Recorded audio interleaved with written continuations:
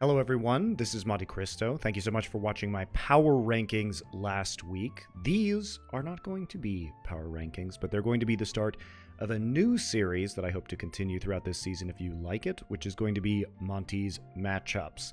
Every week, I'll pick a few games that I think are the premier matchups in the Overwatch League for that week, and we'll do a little bit of a preview of that matchup, including some breakdowns and analysis of the past matches for these teams. The idea here is that you come in with some level of expectation and what you should be seeing during these matches. So please, of course, let me know if you like it. And to kick off this week, the first of Monte's matchups is going to be the game between the New York Excelsior and the Los Angeles Valiant. Now, this is going to be looking to be quite interesting, of course. It is a rematch of the Stage 4 finals from last season. These teams did not meet in the playoffs, but we did get to see the Los Angeles Valiant go ahead, beat New York Excelsior, and then win Stage 4. There's been a lot of changes to both of these rosters, which we saw in the first week of competition. But let's go over what the New York Excelsior and the Los Angeles Valiant did well in these series. So starting off, New York had two matches last week. They won 2-1 with a draw in there over the Boston Uprising, and then they took a 3-1 victory against the Washington Justice. Now, because both of these teams are going to be mid-table or lower, we expect, dropping a couple maps or even drawing was, I think, a bit unexpected from the NYXL, but this may also not be a prime meta for them, even with the additions and the flexibility that they added by picking up Nene and Flower during the offseason. We have yet to see them face a really top-tier opponent, and I think that's what the Valiant are going to be delivering to the NYXL this week. I still think the NYXL are likely to take the win, but that said, Valiant certainly has an opportunity to win this match and would be, I think, a really important pickup for them, considering they only played one match last week against the Hangzhou Spark, which they narrowly lost in the fifth and final map. So things to look for coming in. First off, with New York, I think that we've seen some very good Zarya play out of Nene, and with Libero coming in on the Brigitte, but we haven't seen a whole lot else other than that. If anything, I feel like one of the strengths of the NYXL has been that they are flexing off of the diva role. So Meko, who's typically their diva, saw his biggest success against especially Boston playing the Sombra. And the way that NYXL is currently playing Sombra is as a tank denial tool. So Sombra will be in there behind the diva, usually hacking the diva to take away the defense matrix advantage that other teams will have. And I think this was particularly effective against Boston because they rely so heavily on fusions and note at this early part of the season to provide most of the big plays on that roster. So once they made some of these transitions, we really saw a lot better play in the triple tank, triple support, so sort of GOATs. It's an anti-GOATs composition, but with very little downside because you can always switch back to the diva and retain the rest of the ultimates of your team, which I think is quite powerful. Because the Valiant were emphasizing 3-3 or GOATs so much in the first week of competition, I think that this might throw them for a loop, especially because of how reliant the Valiant typically are on Space and Fate in that front line to be big playmakers on this team.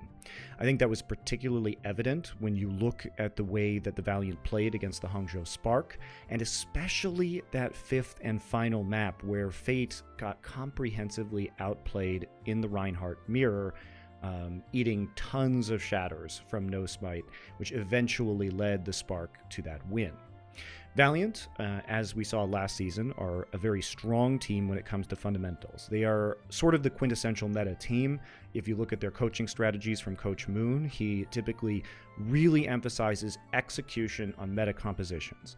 They're not a team that's really going to surprise you with a lot of strange compositions, but they are going to play the most powerful compositions in that meta exceptionally well.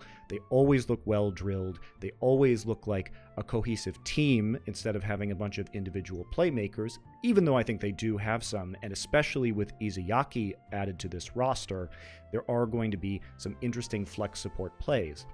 And in some ways, one of the interesting things about this matchup is we don't want to overstate it because Izayaki only played that one series, but he is looking, at least out of one match, not overreacting, like a top flex support player in this league. If he can continue that form, then I am wondering if the Valiant are actually going to switch their support style to one that's more peel-oriented around Zenyatta, because Zenyatta in GOATS is such a crucial part of damage output and shot calling with the Orb of Discord that it makes sense for them to play around Izayaki, just like New York Excelsior has always played around peeling for Jonak in the back line. I also think that this style of play will suit the Valiant because Fate really emphasizes Winston in the GOATS meta. And for those of you who are unaware, Winston, of course, in GOATS will provide more mobility, which means that it's easier to reposition to protect your supports in the backline. But typically we see teams not wanting to play Winston GOATS into Reinhardt GOATS. And so some teams like Philadelphia and the Valiant, who have been playing a lot of Winston GOATS, are sort of forced into playing the mirror, and I think neither of them has played the mirror well, and I think the Valiant is probably a little bit worse at playing Winston with GOATS than the Philadelphia Fusion is currently. And the reason why that is because it's very difficult to play Winston GOATS when you have to engage with the Winston, because he's either going to take a Zarya bubble to enter the combat, because the idea is to separate the enemy's tank line from their back line, their supports, put down a bubble, cut off some of that line of sight for healing. But the problem is getting Winston in there, because he's going to take a Zarya bubble. If he doesn't have a Zarya bubble, he'll just get booped out by a Lucio or a Brigitte, so you never really get that opportunity to engage. You also lose a lot of damage. So let's say there's a Graviton Surge and the Winston is firing into it. That's significantly less damage than if you have a Reinhardt swinging away with the hammer into the Graviton. So better cleanup potential, higher damage. Overall, it's just a stronger GOATS composition, and if you're playing with a Reinhardt against the Winston, unless you can make some big Winston plays, it's tough to do. And when we saw Fate have to switch off the Winston into the Reinhardt in GOATS versus GOATS, that's where a lot of these issues with no smite occurred, and you wonder whether that's going to be the most valuable strategy. But it might be if Izayaki can be the biggest playmaker, and they can really protect that backline by using the mobility of Winston to jump back to protect the Zenyatta. So something to think about with Izayaki, considering his outstanding Week 1 performance moving forward. Overall in this matchup, I think it's a good matchup for NYXL in the same way that playing Boston ended up being a good matchup.